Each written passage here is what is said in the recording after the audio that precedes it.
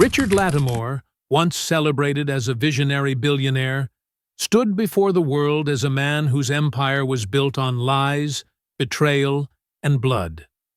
Eliza Lattimore, his graceful and admired wife, had lived in the shadows of his secrets until her suspicious death exposed a chilling truth. Selene Varga, the mysterious mistress, became both his greatest partner in crime and his ultimate betrayer. And Laura Brenner, the relentless investigator, pulled the final thread that unraveled everything. Their names are bound together in a story of greed, lust, and murder, proof that behind the polished lives of the rich, the darkest sins can no longer stay hidden. Richard Lattimore's life appeared to be a flawless masterpiece, the kind of story magazines love to showcase. He was a man who had risen from modest beginnings and built an empire of wealth that spanned continents. His towering presence was reflected not only in the skyline of major cities, where his luxury hotels and skyscrapers stood tall, but also in the way people spoke his name with admiration. To those who looked in from the outside, he was the embodiment of success. A husband, a philanthropist, a businessman, and a symbol of power. Photographs of Richard and his wife, Eliza, often decorated the covers of glossy magazines, showing them arm in arm at charity galas or smiling in front of their private jet. Eliza was admired in her own right. She carried herself with grace, known for her soft voice and her devotion to humanitarian causes. Many people viewed her as the perfect complement to her husband's ambition and intensity. Behind this polished exterior, however, a different Richard existed, one that very few people knew.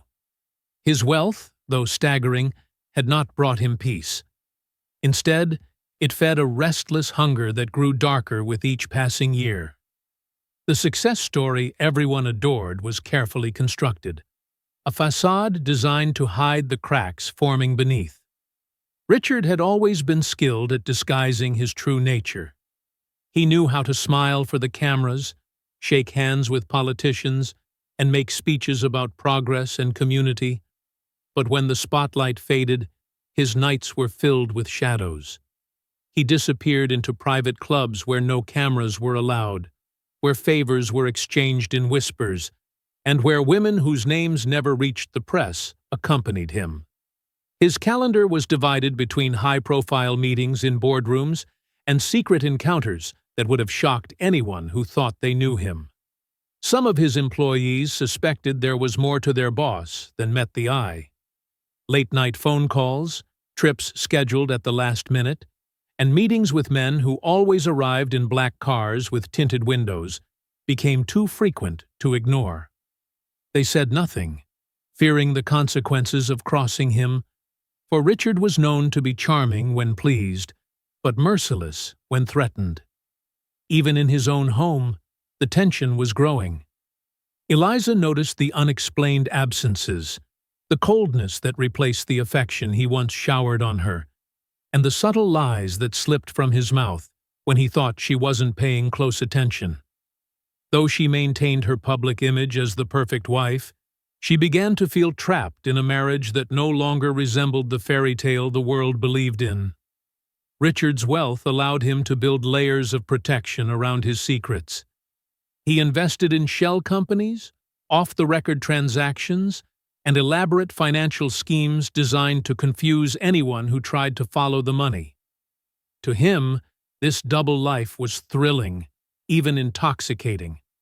It was a game of control, where each hidden move fed his sense of invincibility. He believed no one could touch him. Yet beneath his confidence was a man driven by fear. The fear of being exposed, of losing everything, of facing the consequences of the very sins he worked so hard to conceal.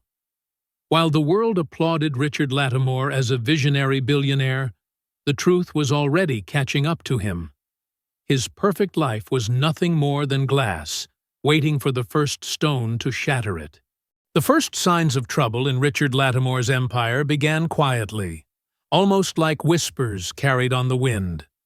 Investors who had once lined up to pour money into his projects started noticing inconsistencies in financial reports. What seemed at first like minor discrepancies eventually caught the attention of Laura Brenner, a meticulous investigator with a reputation for uncovering hidden frauds. Laura had spent years dissecting the accounts of corporations that believed themselves untouchable, and her instinct told her that Richard's spotless image was hiding something. She began to trace the movement of funds buried deep in the ledgers of his companies, and what she found sent ripples of suspicion through the financial world. Millions of dollars had been siphoned off into obscure accounts under the names of shell corporations, all cleverly disguised as consulting fees and art purchases. The name that kept appearing was Selene Varga, a glamorous yet enigmatic woman who lived a life of luxury without any clear explanation for her wealth. On paper, she was an art dealer who specialized in rare European collections, but her gallery was little more than a facade. Behind the polished walls hung stolen pieces smuggled across borders, sold quietly to buyers who cared more about possession than legality. Selene was not only Richard's mistress, but she was also his accomplice. Their relationship was built not on love, but on greed, desire, and the thrill of secrecy. Richard used his companies to funnel enormous sums of money into her ventures, and in return, she provided him with access to a world far removed from boardrooms and business conferences. Together, they navigated the dangerous underground of stolen art and illegal auctions. Selene thrived in this hidden world. Her beauty and cunning made her a magnet for powerful men, but it was Richard who became her greatest partner. He offered her not only protection, but also the endless flow of money she needed to maintain her empire of deception. The two lived double lives, meeting in private penthouses in Paris, hidden villas in Tuscany, and anonymous suites in cities where no one would recognize them. Richard convinced himself that he was untouchable, believing that his fortune and influence could shield him from any consequence. But the money trail was something even he could not completely bury. Laura Brenner's investigation grew deeper, and the picture became clearer with every piece of evidence she uncovered. Richard wasn't just funding Selene's glamorous lifestyle, he was laundering money on a massive scale. Millions passed through her gallery under the guise of legitimate art transactions, when in reality they were stolen masterpieces changing hands among criminals and collectors. The deeper Laura looked, the more dangerous the web became. This wasn't simply about financial misconduct, it was about organized crime, international smuggling, and networks of people who had every reason to keep their activities hidden. For Richard, every secret wire transfer and coded transaction was a gamble. He was feeding a system that could collapse if even one piece was exposed. Yet the thrill blinded him to the danger. He believed his charm, wealth, and carefully maintained public image would keep him safe. But while Richard basked in the illusion of control, the truth was slowly inching closer. The empire he had built on deceit had already begun to crack, and the alliance with Selene Varga was the very weakness that could bring everything crashing down. Eliza Lattimore's death was first reported as nothing more than a tragic accident, the kind of misfortune that could strike even the most privileged families. The news spread quickly, accompanied by photographs of the grand Lattimore estate and images of Richard standing with grief etched into his face. He appeared devastated, holding on to the role of a heartbroken widower with such convincing sorrow that few dared to question the story. According to the official report, Eliza had fallen down the sweeping marble staircase of their mansion late in the evening, striking her head fatally. There were no witnesses except for the staff, who had been dismissed early that night.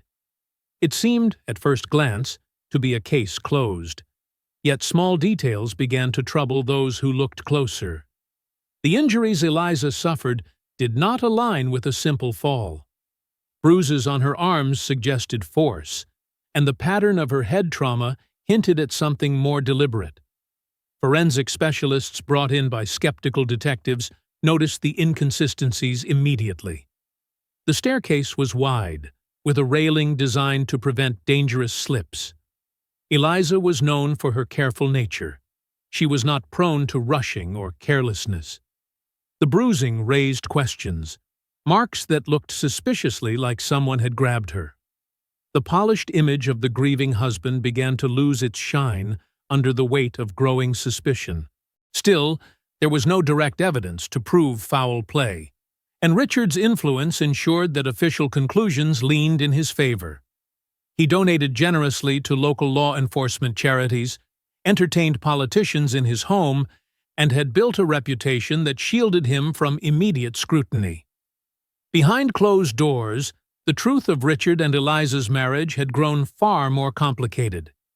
Their relationship, once admired by the public, had become strained as Eliza grew increasingly aware of her husband's secrets. The late-night phone calls, the extended trips with vague explanations, and the sudden appearance of new financial ventures all stirred her suspicions. Eliza had even begun to distance herself emotionally, attending events alone and confiding in close friends that she no longer recognized the man she had married. Some of those friends later admitted that she had spoken of leaving Richard, a step that could have unraveled not only his personal life, but also his carefully concealed business empire. Divorce would have forced his finances into the public eye, and Richard knew what that would expose. As whispers circulated, the staff recalled the tension within the home. Heated arguments had erupted in the days leading up to Eliza's death, voices echoing down the halls of the mansion. Yet none of them dared to speak openly at first, fearing retaliation. When investigators eventually questioned them, fragments of the truth began to surface. Shouts heard late at night, the sound of broken glass, Eliza's visible distress. Piece by piece, a darker picture began to emerge, one that stood in stark contrast to the polished image of marital bliss the Lattimores had presented for years. Still, Richard remained beyond reach.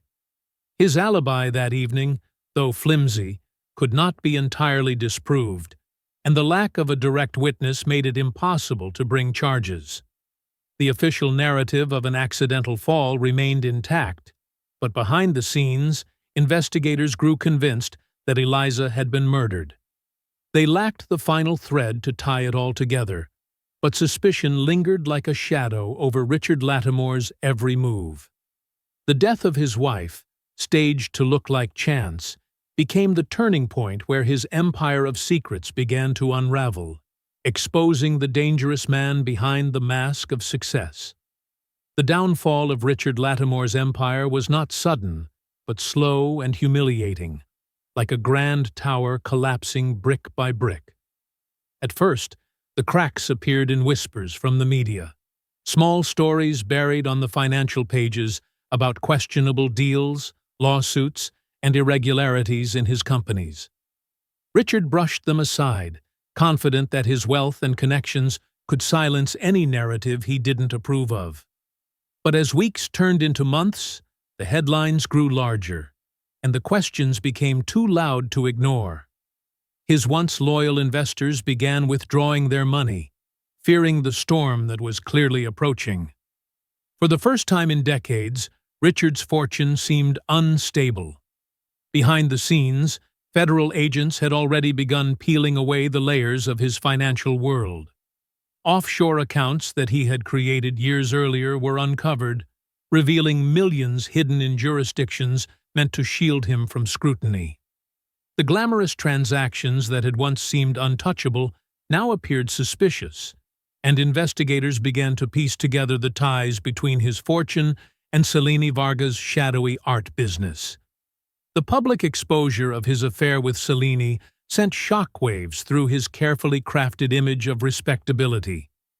For a man who had built his empire on trust, reputation, and a sense of invincibility, the revelation that he had betrayed his wife before her suspicious death turned public sympathy into fury. The press dug relentlessly into every corner of his life. Headlines painted him as a greedy, unfaithful man who had hidden behind charity dinners and ribbon-cutting ceremonies.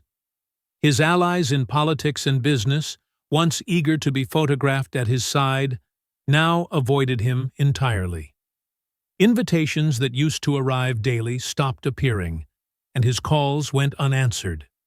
Even employees who had once feared him began leaking information, feeding the growing fire. The empire he had built with such precision was now burning, and the flames grew hotter with every revelation. In the middle of this chaos, Selene Varga, the woman Richard had trusted more than anyone, became the final betrayal. Sensing the danger, she understood that loyalty to Richard could cost her everything. The authorities, desperate for a breakthrough, offered her a chance to save herself. In exchange for immunity, Selene provided documents, secret recordings, and access to coded accounts. Her testimony revealed the inner workings of Richard's schemes, how millions had been funneled through her galleries, how bribes had been paid to silence officials, and how Richard had spoken openly of eliminating threats, including his own wife. The betrayal was devastating for Richard. The woman who had once been his partner in pleasure and crime had now become the key witness against him. Overnight, his inner circle collapsed. Board members resigned, business partners fled, and those who had once admired him now watched his downfall with fascination and relief. His empire, once a monument to power, was nothing more than a hollow shell. Every move Richard had made to protect himself now worked against him. The shell companies, the secret transfers, the carefully hidden accounts, each one became a thread investigators pulled until the entire web unraveled. His legal team tried desperately to suppress the evidence, but the tide was too strong. The world now saw Richard Lattimore not as a visionary billionaire, but as a criminal who had lived a life built on lies, greed, and betrayal. The collapse was complete, and for the first time in his life, Richard was not in control. The trial of Richard Lattimore became one of the most watched court cases of the decade, a spectacle that turned a once-celebrated billionaire into a symbol of greed and corruption. News channels covered every moment, from his arrival in sharp suits designed to project control to the testimonies that slowly chipped away at the last fragments of his reputation. The prosecution painted him as a man who had built his life on deception, who had betrayed his wife, his investors, and the public. They presented him not as a grieving husband, but as a ruthless manipulator whose hunger for wealth and power had left destruction in its wake. Each day in court revealed new layers of his double life, and the audience, both in the courtroom and watching from afar, waited for the next shocking revelation.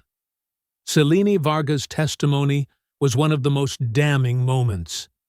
Calm and composed, she described in detail how Richard had used her gallery to launder millions, explaining how stolen art was disguised as legitimate sales. She handed over documents, bank records, and secret messages that connected Richard to an international web of crime. But the most chilling moment came when she recounted private conversations, claiming Richard had spoken about Eliza as an obstacle, someone whose growing suspicion threatened everything he had built. Her words sent a ripple of unease through the room. The image of a husband mourning his wife shattered completely. Richard's defense tried to discredit Selene, painting her as a scorned lover willing to say anything to protect herself. They argued that Eliza's death had been a tragic accident, that the bruises could have been caused by the fall itself, and that suspicion was not proof. For a time, it seemed possible that Richard might escape with a lesser conviction, that his lawyers could spin doubt just enough to prevent a guilty verdict. But the case shifted dramatically when a new piece of evidence surfaced: Eliza's hidden journal. The journal had been found by one of her close friends, who, after her death, had been entrusted with a sealed box of belongings. Inside were notebooks filled with Eliza's careful handwriting, a private record of her life in the months leading up to her death. In its pages, Eliza documented her fears. She wrote about Richard's absences, his temper, and the secret calls she overheard late at night. She described moments when she felt unsafe in her own home, writing that she believed Richard was capable of harming her if she ever left. Most haunting were her final entries, in which she confessed her plan to divorce him and her fear that he would never allow her to walk away. The journal was read aloud in court, and the words of a woman silenced by death now spoke louder than anything Richard's lawyers could argue. The impact was devastating. The jury no longer saw Richard as a man caught in suspicion, but as a predator who had plotted in the shadows. After weeks of testimony, the verdict came swiftly: guilty on charges of financial fraud, money laundering, and, most importantly, the murder of Eliza Lattimore. He was sentenced to life in prison without the possibility of parole.